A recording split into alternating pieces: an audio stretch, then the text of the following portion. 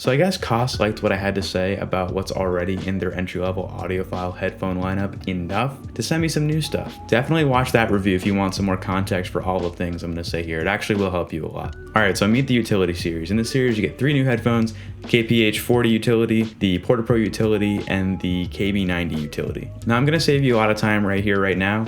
I think you're only really going to care about the KPH40s. I'll touch on the others, but I don't think there's a whole lot to say with regards to them. Let's start with the overall premise of the Utility series. What is it? What does it mean? Is Koss just rebranding stuff? Well, yes and no. The whole Utility moniker here, from what I gather, is referring to the fact that each of these headphones terminate in a female 2.5mm cable and come with a 2.5mm to 3.5mm cable. Now, what's the purpose of this? Well, Koss maybe wants you to pick up one of their cables and do some swapping, right? They make a 2.5mm to USB-C cable and a 2.5mm to Lightning cable, each with a mic, and only the USB-C one is marketed as having a 24-bit 96 kHz DAC inside. The Lightning one is not. I'm not sure if that's just because the iPhone already has a decent DAC in it already. I'm not too sure. But what I can say is both these cables are nice, flat cables with a mic and volume control and play-pause control, and they both sound really good no matter what you plug them into. They are $45.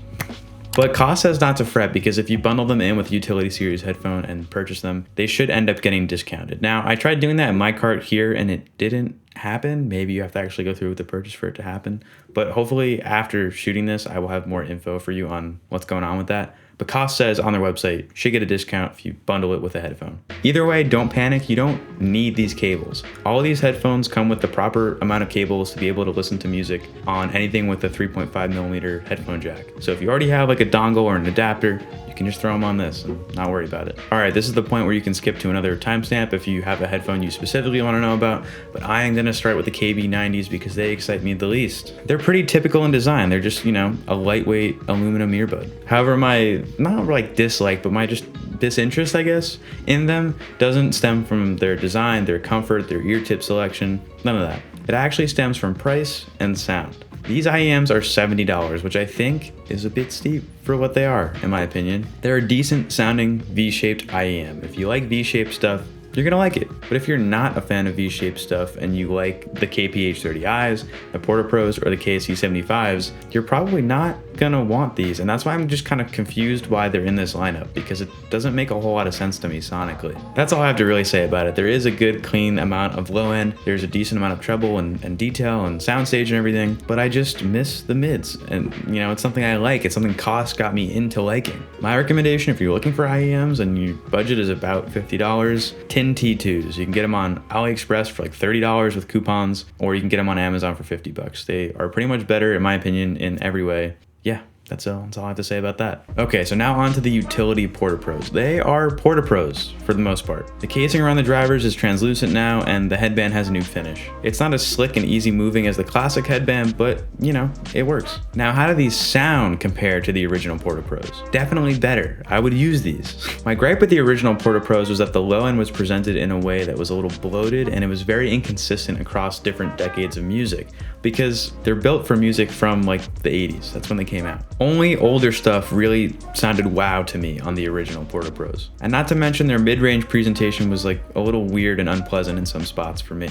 These Porta Pros, I think, have the same driver as the KPH40s. I can't really be entirely sure. What these sound like to me though is a KPH40 driver tuned a little bit to lean more into what the original Porta Pro is after, which for me is really, really good news, because if you saw my last video, I told you that my dream combination of those 3 headphones that I reviewed would be the KPH30i drivers in the Porta Pro body, because the portability and the fold up and just the durability of the Porta Pros, that was top notch. I just wanted them to sound like the 30i's. And essentially what you have here is basically almost exactly the KPH40 driver in the Porta Pro. So like, that's pretty cool. Okay, so finally we arrive at what you've been waiting on, the KPH40s. Basically, in short, if I had to describe them, they're like the KPH30Is remastered. See, if you're familiar with the KPH30Is, you kind of already know what they're all about. They have a fat, gooey mid-range and a really immersive listening experience. They kind of imprint what they do onto every track you listen to. Some headphones like do what they do to every single track, and that's how you know it's that headphone.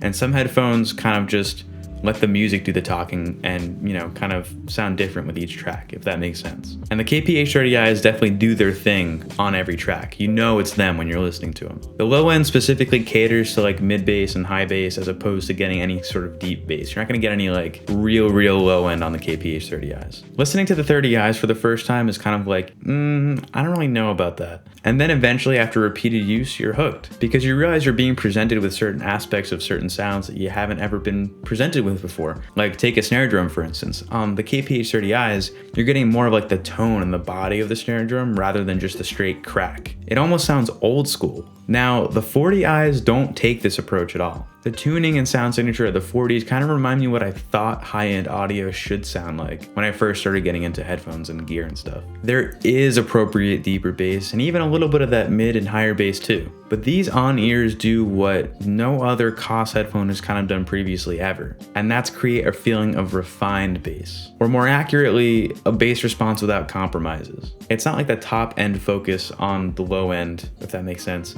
that the 30Is do. And it's not the mess that is really bloated, in my opinion, that the Porta Pros do. It's something that's clean, present, and deep, but not overwhelming. And it works on any genre. As someone really attached to the 30Is, I kind of really didn't know how I felt about it at first, but I realized I'm sacrificing the bread and butter of the KPH30Is for something a little more modern and a little more well-rounded. Now, some people I've watched and read feel like the KPH40s are so good that it's cause to throw out the 30Is, not throw them out, but you know what I mean, completely replace them. And I have to hard disagree on that. They go after different things. It doesn't make sense. It's apples to oranges. The 30Is have their specific thing that they do to each track that people like. I would say the 40s are more like that headphone that is more flexible with the music and rolls with the music, but still sounds good on everything. So it's a matter of what you want. The 40s have that cleaner, deeper bass that you might be looking for, and have a little more perceived clarity by dialing back the mids just a tiny bit, and adding a sprinkle more treble to boot,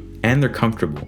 Way more comfortable than the 30Is. The 40s have softer pads, the lighter, just steel headband that won't snap, by the way, like the 30Is do because they're plastic. And the drivers actually articulate on your ears. They don't force your ear into some position like the 30Is do. So all in all, get the 40Is, they're really good.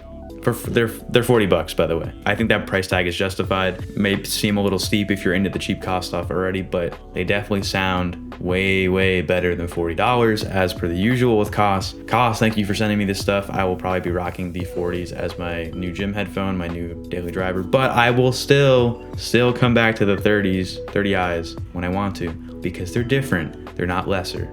That's just my opinion. All right, wanted to keep it short and sweet for you guys. Let me know if you have any questions below. I know I didn't touch on every single little detail, but I figured this was enough for you guys to know that the 40s are awesome and you should buy them. All right, thanks for watching. See you in the next one.